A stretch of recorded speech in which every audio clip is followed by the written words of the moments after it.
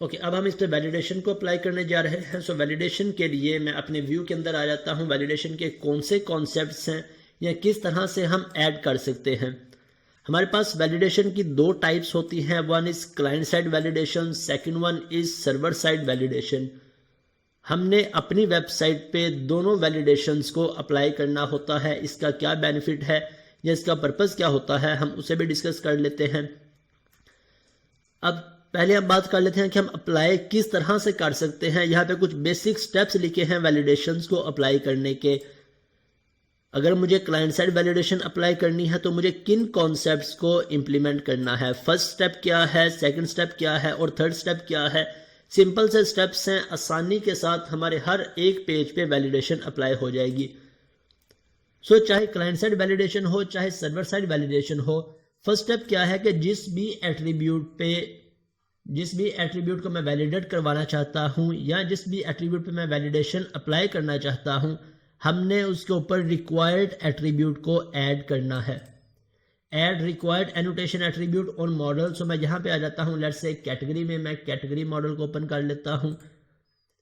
मैं नेम पे रिस्ट्रिक्शन लगाना चाहता हूँ कि नेम यूजर कभी भी एंटर किए बगैर इस फॉर्म को सबमिट ना करवा सके, यूजर इस नेम को मस्ट एंटर करे। सो हम इस पे क्या वैलिडेशन लगा देंगे, मैं इस पे लिख देता हूँ रिक्वायर्ड।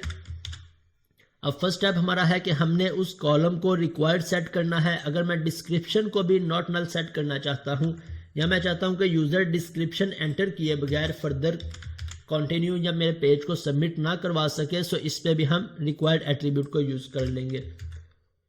रिक्वायर्ड के बाद सेकंड स्टेप क्या है, ऐड एरर मैसेज इन व्यू, कि अब हमारा जो भी एरर आएगा वो हमने अपने व्यू पे डिस्प्ले भी करवाना है। सो मैं इसके व्यू को ओपन कर लेता हूँ कैटेगरी, और कैटेगरी के अंदर जोन सा हमने क्रिएट का व्यू क्रिएट किया था, इस व्यू को मैं ओपन कर लेता हूँ। और यहाँ से आके मैंने एनोटेशन एट्रीब्यूट किस कॉलम पे ऐड किया है, नेम पे। सो नेम पे आके मुझे यहाँ पे एरर मैसेज भी डिस्प्ले करवाना है। एरर मैसेज हम किसी भी तरह से अपने पास डिस्प्ले करवाना चाहें हम करवा सकते हैं।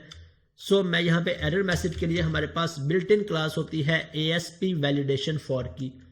वैलिडेशन फॉर और किस कॉलम के लिए मैं इस क्लास को यूज कर रहा हूँ, नेम कॉलम के लिए मैं यहाँ पे कॉलम का नेम रख देता हूँ। इसके बाद बूटस्ट्रैप की फर्दर क्लास है हमारे पास टेक्स्ट डैश डेंजर के नाम से। डेंजर का हमें पता है कि जब भी हम इसे यूज करेंगे तो ये क्लास क्या करेगी, इसका कलर जो भी टेक्स्ट होगा कलर रेड करवा देगी।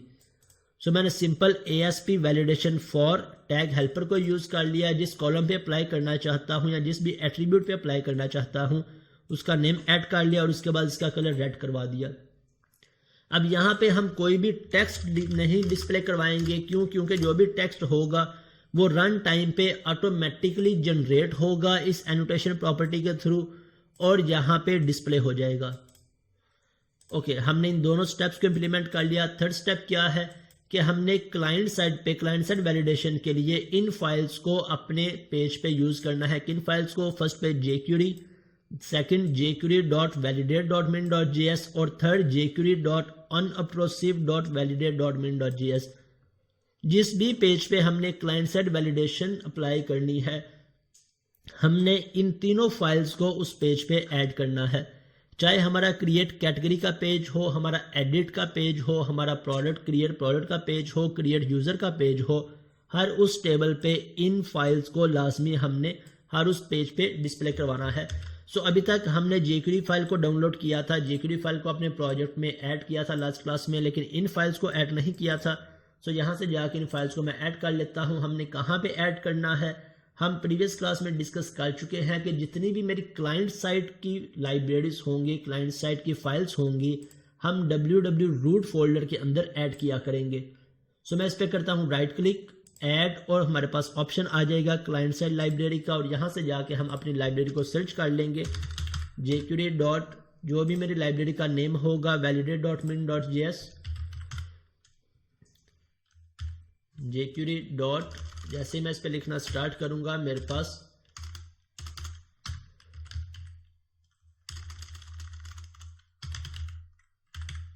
jQuery डॉट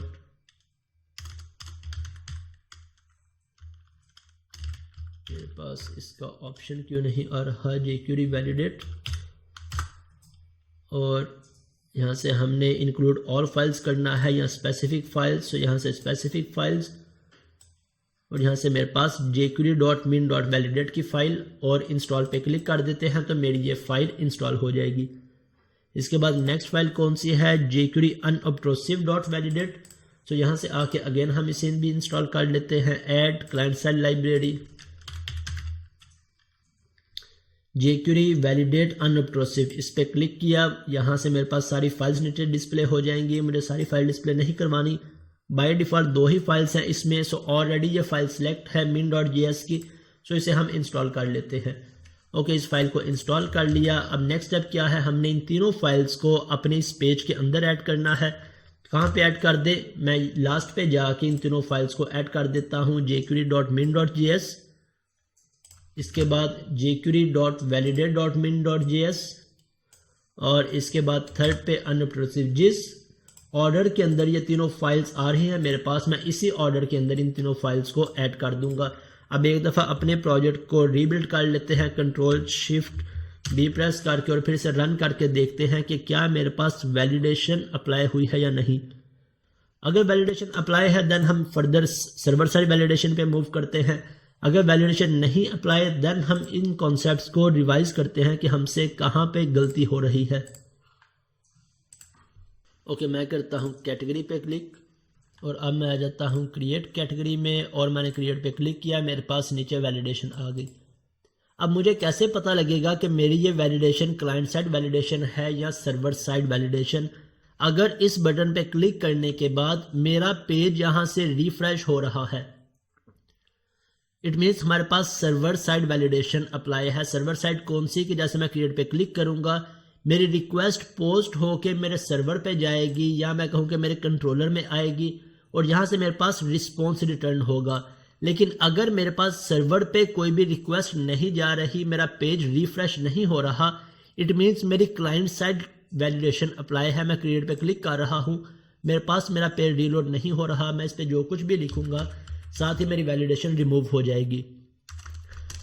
अब यहाँ पे एक टेक्स्ट आ रहा है, द नेम इज रिक्वायर्ड। हमने तो ये टेक्स्ट ऐड नहीं किया। इसके बाद इसका कलर रेड क्यों आ रहा है, क्योंकि हमने यहाँ से क्लास ऐड की थी टेक्स्ट डैश डेंजर की, इस वजह से मेरे पास कलर रेड आ रहा है। मैं इसे रिमूव कर दूंगा तो मेरे पास इसका कलर ब्लैक आ जाएगा। लेकिन हमारे पास ये टेक्स्ट कहाँ से आ रहा है, ये एरर मैसेज कहाँ से आ रहा है, क्या हम इस एरर मैसेज को चेंज भी कर सकते हैं? अगर मैं आ जाता हूं यहाँ पे अपने मॉडल के अंदर जहाँ पे हमने रिक्वायर्ड एट्रीब्यूट को ऐड किया था, सो बाय डिफॉल्ट इसका जो भी टेक्स्ट बैकएंड पे होगा वो टेक्स्ट मेरे पास फ्रंट पे डिस्प्ले हो जाएगा। अगर मैं इसका टेक्स्ट चेंज भी करना चाहूँ तो हम यहाँ से इसका टेक्स्ट चेंज भी कर सकते हैं। किस तरह से, एरर मैसेज, और इस पे जो भी हम एरर मैसेज डिस्प्ले करवाएंगे, मैं इस पे लिख देता हूँ माई नेम इज रिक्वायर्ड, यहाँ मैं इस पे लिख देता हूँ please enter your name. Okay, अब इसे चेक करते हैं कि क्या मेरा कस्टम मैसेज डिस्प्ले हो रहा है या नहीं। क्रिएट कैटेगरी और क्रिएट पे क्लिक किया, मेरे पास प्लीज एंटर योर नेम, अब मेरा कस्टम मैसेज डिस्प्ले हो रहा है। सो इस तरह से हम मैसेज को चेंज करना चाहें अपनी मर्जी से चेंज भी कर सकते हैं। वैलिडेशन का ये आसान सा कॉन्सेप्ट है। जिस भी पेज पे हमने ऐड करनी है क्लाइंट साइड वैलिडेशन के लिए हम इन 3 फाइल्स को ऐड कर देंगे और जिस एट्रीब्यूट पे ऐड करनी है हम उस एट्रीब्यूट पे जाके रिक्वायर्ड एनोटेशन एट्रीब्यूट को ऐड कर देंगे और फिर अपने एरर मैसेज को डिस्प्ले करवा लेंगे तो हमारे पास वैलिडेशन अप्लाई हो जाएगी। अब सर्वर साइड वैलिडेशन किस तरह से हम ऐड कर सकते हैं। लेट्स से मैंने क्लाइंट साइड वैलिडेशन ऐड नहीं की, मैं सर्वर साइड वैलिडेशन ऐड करना चाहता हूं। सो सर्वर साइड के लिए भी अगेन फर्स्ट पे हमने रिक्वायर्ड एट्रीब्यूट को ऐड करना है और इसके बाद एरर मैसेज को शो करवाना है और फिर क्लाइंट साइड के इन स्टेप्स की बजाय, इन फाइल्स की बजाय हमने अपने कंट्रोलर में आके इस मॉडल को वैलिडेट करना है। किस तरह से, लेट्स से मैं यहां से आगे से रिमूव कर देता हूं या इन्हें कमेंट कर देता हूं और अब मेरे पास मेरा एट्रीब्यूट भी ऐड है और मेरे मॉडल के अंदर मेरा एरर मैसेज भी है। मैं चेक कर लेता हूं कि जब भी यूजर क्रिएट पे क्लिक करेगा मेरी रिक्वेस्ट सबमिट होके मेरे कंट्रोलर में जाएगी और इस कंट्रोलर के अंदर आके हम किस तरह से चेक करते हैं, हम इस पे इफ कंडीशन लगा लेते हैं, if model state dot is valid.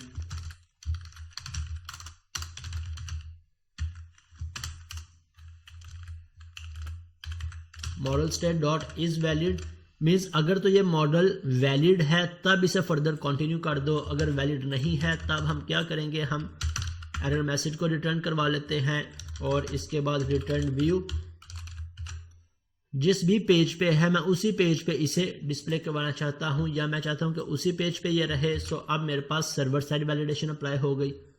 आसान सी लाइन ऑफ स्टेटमेंट है, model state dot is valid, अगर वैलिड है तो मेरे पास इसे डेटाबेस के अंदर इंसर्ट करवा देगी और रीडायरेक्ट करवा देगी मेरी एप्लीकेशन इंडेक्स पेज पे, और अगर वैलिड नहीं है तो वही पेज रिटर्न हो जाएगा। जब सेम पेज रिटर्न होगा तब मेरे पास ये वैलिडेशन डिस्प्ले होगी। लेट्स से इसे भी चेक कर लेते हैं। मैं यहाँ से एप्लीकेशन को रन करता हूँ, ओके क्रिएट, और अब मैं क्रिएट पे क्लिक करूँगा तो मेरी यहाँ से रिक्वेस्ट जाएगी सर्वर पे और अब मेरा ये डाटा सर्वर से वैलिडेट होगा। मैंने क्रिएट पे क्लिक किया, मेरी रिक्वेस्ट गई और साथ ही सर्वर से रिस्पॉन्स आ गया, इसने वैलिडेशन डिस्प्ले करवा दी।